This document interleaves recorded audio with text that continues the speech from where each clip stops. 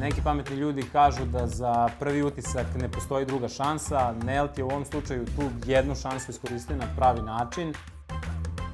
Moje lično iskustvo je zaista pozitivno. Moj mentor je od samog početka imao plan kako će da me uvede u posao. Već od prvog dana dao mi je neke aktivnosti. Već od prvog dana mogu da kažem da sam se osjećao korisno.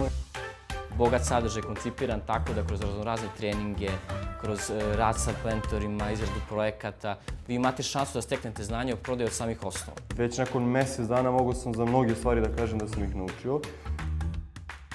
Jedan dan obuke na terenu bih opisao kao izuzetno zanimljivim i dinamičnim, jer smo stalno dobijali nove informacije i sticali nova znanja i iskustva.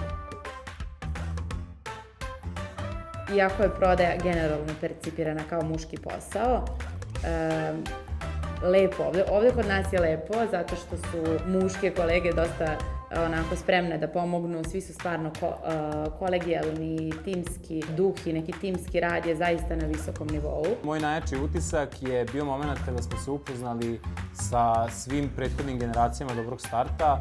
U jednom momentu je sedelo 30 ljudi u prostoriji, svi mladi ljudi, energični, harizmatični, koji rade ozbiljne poslove sa ozbiljnim kupcima i koji se pritom ozbiljno dobro zezaju. Oni su u svakom trenutku bili spremni da mi pomognu, da mi podele svoje iskustvo, čak su me i bodrili na samom početku. Tako da sam zaista osjećao da sam u timu koji je spreman da me podrži i u timu u kom mogu da naučim puno i u kom mogu da rastem.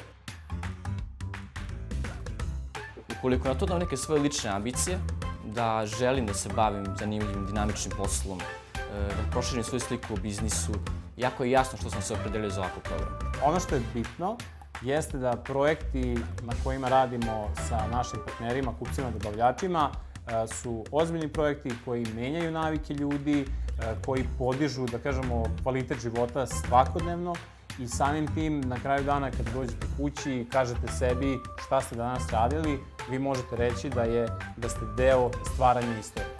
Tako da bih i svim kolegama koji imaju slične interesovanje i slične ambicije preporučio da se prijave i da startuju svoju karijeru na pravi način.